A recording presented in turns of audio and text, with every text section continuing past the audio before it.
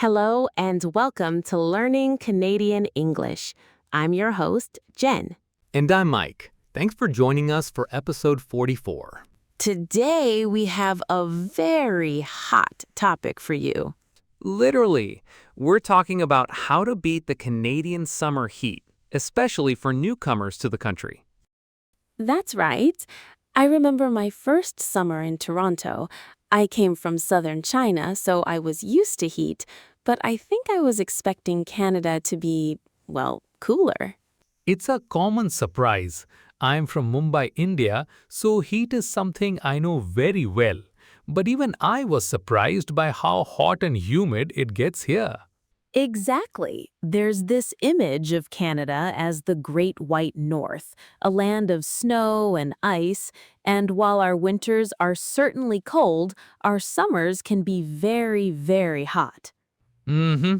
My family back home couldn't believe it when I sent them a photo of the thermometer showing 35 degrees Celsius. They thought my phone was broken.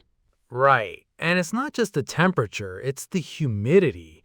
For our listeners, humidity is the amount of water vapor in the air. It makes the air feel heavy and sticky. The sticky feeling. In Canada, you will often hear a special word on the weather forecast, humidex. Ah, yes, humidex. Humidex. It's a Canadian invention. It combines the temperature and the humidity to tell you what the weather really feels like to the average person. So the thermometer might say 30 degrees, but with the humidex, it can feel like 40 degrees. That makes sense. It's that heavy feeling in the air that can make it a little hard to breathe and really drains your energy.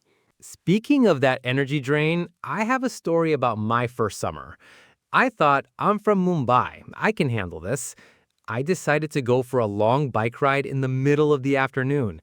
It was a huge mistake. I completely forgot about the humidex. I didn't bring enough water and got a bit of sunstroke. It taught me to respect the Canadian sun.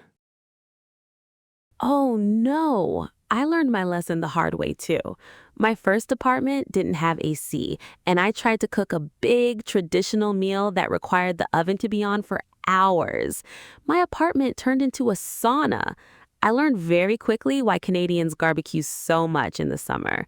That's a great point, Jen. The food we eat can make a huge difference. Maybe we should talk about some classic Canadian summer foods and drinks that help people stay cool. I love that idea. Let's start with the sweet stuff. What's a classic Canadian cold treat? Well, you can't go wrong with a popsicle. You might also see something called a freezy, which is a tube of frozen, sugary ice. And of course, ice cream is huge here. Many Canadians love going to local dairy farms or small ice cream shops for a cone. A very Canadian flavor you might find is maple walnut. Yum! Maple walnut is delicious. For drinks, I've noticed iced coffee is incredibly popular, especially the iced cap from Tim Hortons. It's a blended frozen coffee drink that is a lifesaver on a hot afternoon. Definitely. And for something not caffeinated, a simple glass of lemonade or iced tea is perfect. Also, Canadians eat a lot of fresh local fruit in the summer. Things like watermelon, strawberries, and blueberries are full of water and are super refreshing. That's so true. And you mentioned barbecues. It's interesting because you're cooking with fire, but it's a way to keep the heat out of the kitchen. Plus, it's a big social activity. Friends and families gather in their backyards for a BBQ. Exactly. Enjoying a popsicle, sipping on an iced cap, and having a barbecue are all part of the Canadian summer experience. And speaking of keeping the kitchen cool, that brings us back to our tips for managing the heat at home. Exactly. So how can we deal with it? Let's start with staying cool at home. And it's important to remember that summer heat isn't the same all across Canada. It's a huge country, and the experience can be very different depending on where you live. Okay, our first line of defense, our home. What's the number one tip, Mike? Well, the most obvious answer is air conditioning, which we often call AC. But as many newcomers find out, not every apartment or house in Canada has it, especially in older buildings. That's a huge point. When you are looking for an apartment to rent, does the unit have air conditioning is a very important question to ask. But if it doesn't, don't panic. There are other ways to manage. Right. For example, use your windows wisely.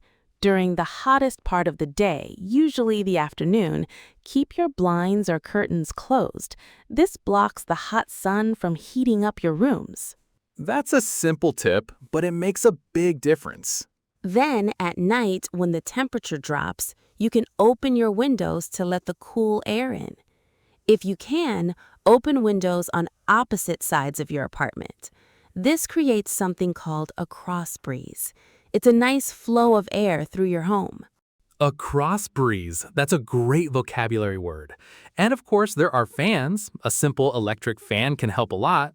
I have a little trick for that. Oh? Do tell. Put a shallow bowl of ice or a frozen bottle of water right in front of the fan. The fan will blow the cool air from the ice into the room. It's like a mini homemade air conditioner. What a clever idea. I'm going to try that. Another thing I do is avoid using my oven. An oven can heat up your whole apartment. For sure. Summer is a great time for cool meals like salads, sandwiches, or things you can cook quickly on the stovetop. Definitely. And one last tip about housing. Basement apartments are often much cooler than apartments on higher floors. Heat rises, so basements stay naturally cool. That's true. My first place in Canada was a basement suite. It was perfect in the summer, a bit cold in the winter, but that's a topic for another episode. Okay, so we've covered staying cool at home, but summer in Canada is so beautiful, you have to go outside. How can we enjoy the outdoors safely? I think the most important thing is timing. The sun is at its strongest and hottest between about 11 in the morning and 4 in the afternoon. Right, so if you want to go for a run or take your kids to the park, it's best to go in the early morning or later in the evening when it's cooler. Exactly. But what if your apartment is just too hot and you need to escape in the middle of the day? Then you can visit one of Canada's best summer secrets, free air-conditioned public spaces. Yes, tell us more. Your local public library is a fantastic place to cool down. It's free, it's quiet, you can read books, use the computers, and it's a great place to practice your English. That is a great point. Community centers are another good option. Many cities open them up as official cooling centers during major heat waves. And of course, there are shopping malls. And if you have kids, my favorite tip is to find a local splash pad. Ah, splash pads are the best.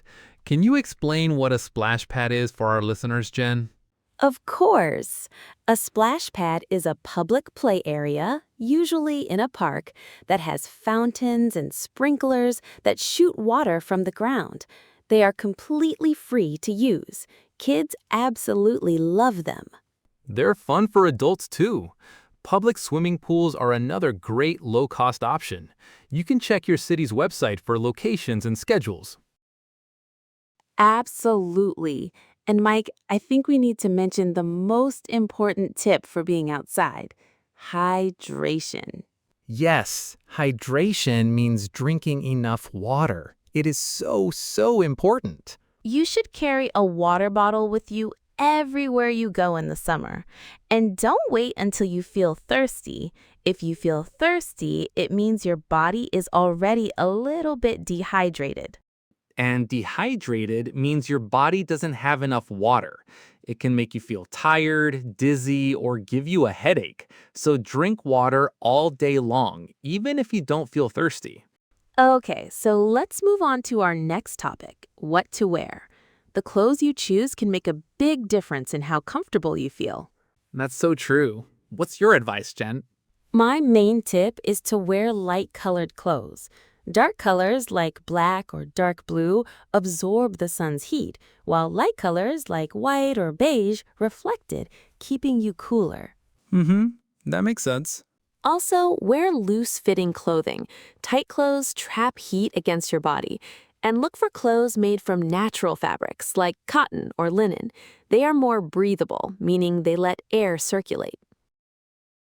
Excellent advice. And we can't talk about summer without talking about sun safety.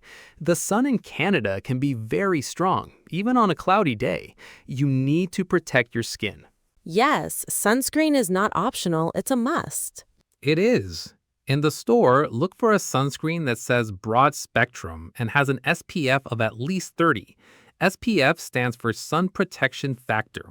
The higher the number, the more protection you get. That's right. You should apply it about 20 minutes before you go outside, and you need to reapply it every 2 hours, or more often if you go swimming or are sweating a lot. Exactly. A hat with a white brim and a pair of sunglasses are also your best friends in the summer. They protect your face, neck, and eyes. One last safety point is to be aware of heat warnings. When the temperature and humidex are dangerously high, the local government will issue a heat warning. You'll see it on your weather app or hear it on the news. Right. When you see a heat warning, it's extra important to follow all these tips and to check on your neighbors, especially if they are elderly, have young children, or have health problems.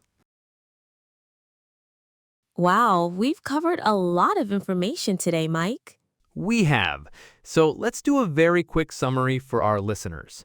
To beat the Canadian summer heat, number 1, stay hydrated by drinking lots of water. Number 2, stay in cool places, whether that's your home with the blinds closed or a public place like a library or a splash pad. Number 3, plan your time outside for the cooler parts of the day, like early morning or evening. And number 4, dress in light, loose clothing and always wear sunscreen, a hat, and sunglasses. That's it. If you follow these tips, you can not only survive, but really enjoy the beautiful Canadian summer. We hope this episode was helpful for everyone, especially those of you experiencing your first summer here. If you have any other tips for staying cool, please share them with us on our social media. Yes, we'd love to hear them. Thanks for tuning in to episode 44 of Learning Canadian English. We'll talk to you next time. Bye for now. Bye, everyone.